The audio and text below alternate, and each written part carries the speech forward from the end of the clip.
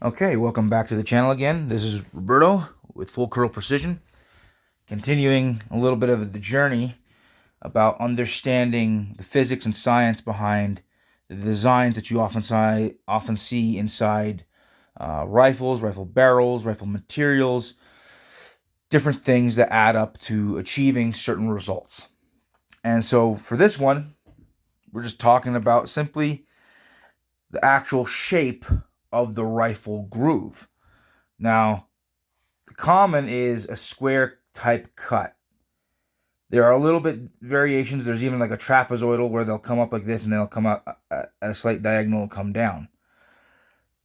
But Thompson Center Arms, the guy who invented the 5R rifling, didn't just invent the 5 angle, which actually I'll pull that piece up so you can kind of see the picture again. So here we go. So standard 6 groove, 5 groove. The guy who invented this was working for Thompson Center Arms when he invented it. And so Thompson Center and the has the patent on that. The guy and the crew who developed it together, they got that patent. And it's one of the best overall rifling designs. It wasn't just a matter of having 5 grooves versus 6 grooves. They also went with the semicircle.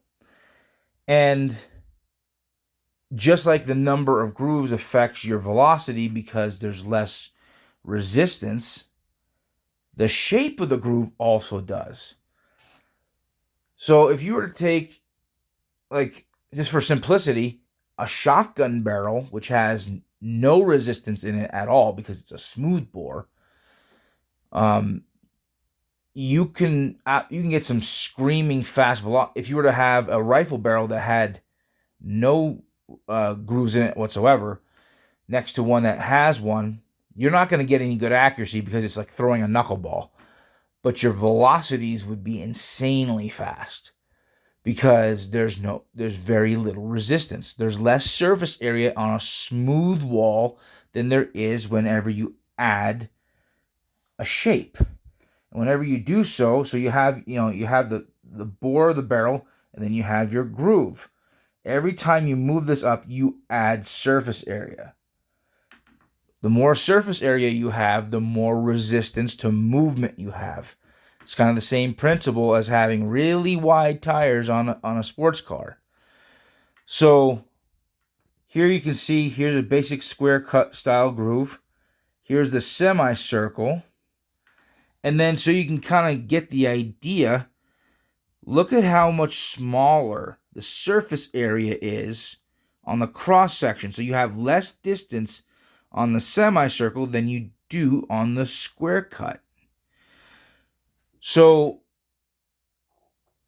the one thing, part of this build that I'm going to discuss and try to do is, the more I get involved, the more I'm going to try to work with companies as well, talking to them, explaining the science, to convince them to get away from the square and go to the semicircle.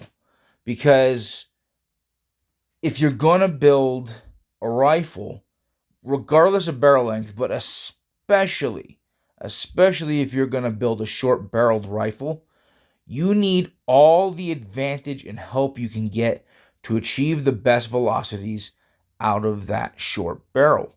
And so any little change, small incremental changes, add up to a larger change.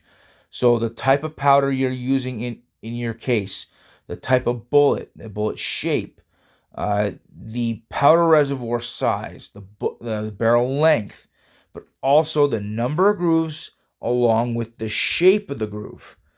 So if you can make small incremental changes throughout everything, before you know it, you could be looking at a gain of 100 to 150 feet per second, which doesn't sound like a whole lot until you start looking at the energy advantages, which energy in and of itself doesn't mean a whole lot. What the energy is kind of a representation of momentum.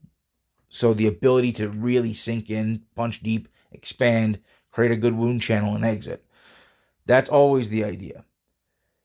So utilizing a barrel or finding a barrel maker that is willing to do not only 5R but with a semicircle, there's so much advantage to it.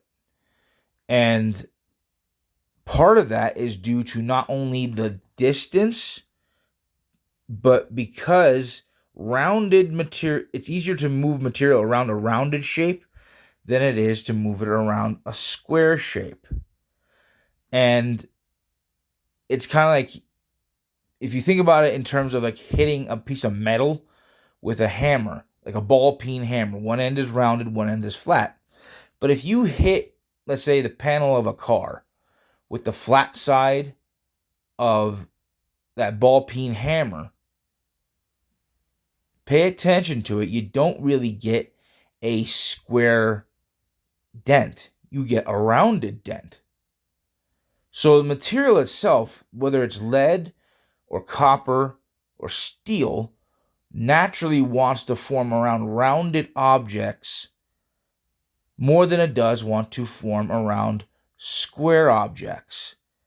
It's just the way it is. You look at a river. When was the last time you saw a river with a 90-degree sharp corner where it was like perfectly cut? You don't see it. Rivers have rounded edges. So natural materials throughout the earth want to naturally mold around rounded objects.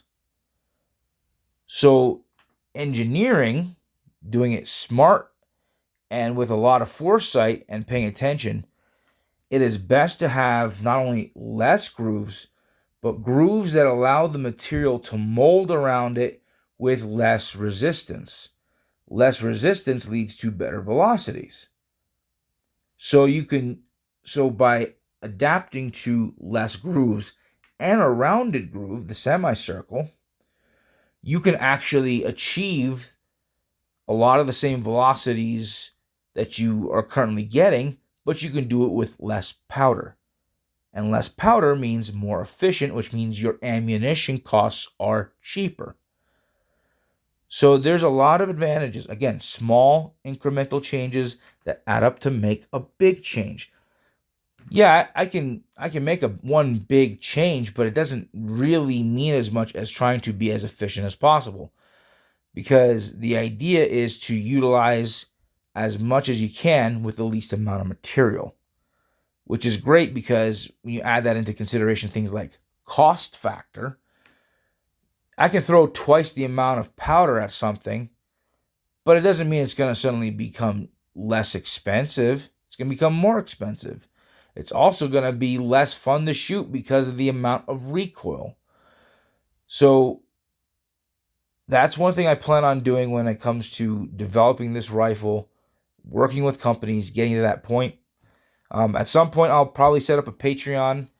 I am looking for others that want to join in and try to bring something to market. Getting things patented isn't cheap. So, but I could use all the help I can get. So there's a couple ways. If you are interested and you're listening to this, then there's a couple ways to get a hold of me, and that's like you can message me on Facebook Messenger or through Instagram, and then I'll send my information and we'll talk back and forth, and we'll do everything through legal paperwork, not Mickey Mouse it. I'm not just doing this asking for funds. I'm looking for people who actually want to make a dent and actually bring something new to the market that people can afford, enjoy to shoot, and be able to just have a good all-around experience with. That's my plan. I want to bring certain levels of performance down to the common costs of cartridges like 308, 30-06, and 270. That's my plan. That's my goal. If you're interested in getting involved, there's ways to find me. Again, same Full Curl Precision. You can look me up on Facebook or Instagram. We can message, and then we can communicate and figure out how to do that. And everything I'm going to do is going to be documented. So that's my goal. I don't want anybody who doesn't want to get involved. Don't just throw money at it. It's if you really are genuinely passionate about trying to make a dent in the market, there's a good potential that it has a payoff. There's no guarantees, but that's the goal. So please like, subscribe, and share.